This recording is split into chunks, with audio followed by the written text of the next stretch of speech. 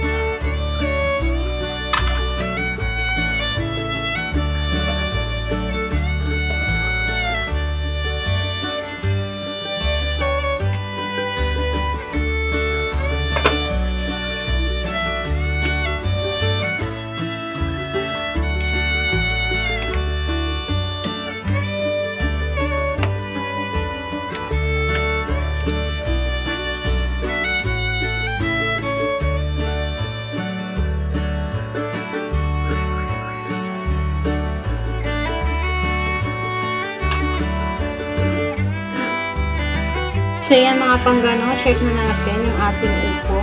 Kasi pangit din naman pag ma-overcook. Ayan. So, check natin. Okay na siya. So yan mga pangga, luto na yung ating upo. Patayin na natin kasi ma-overcook siya. Pangit din pag ma-overcook. So ayan, ito na yung ating finished product. Ano ayan, sana nagustuhan niyo yung ating recipe for today's. Yung upo na may pork. Upo with pork, ayan. So kahit konting pork lang mga pangga, pwede na. Marami namang varieties ang upo, 'di ba mga pangga? Pwede sa sardinas, pwede siya sa may miswa, ayan. So, today, yung ginawa natin, may natira tayong pork, nagawa tayo ng upo na may pork. Ginisang upo with pork. Ayan, so mga panggasa na na-enjoy niyo yung ating cooking for today's video. And sana, natakam kayo kahit papano sa ating simpleng ulam for today. Sa mga hindi pa nakapag-subscribe sa YouTube channel ko, ayan, do subscribe to my YouTube channel, Panggamingay, and hit the notification bell para ma-update kayo sa mga bagong videos na i-upload ko. Hanggang dito na lang. See you in my next video. Bye!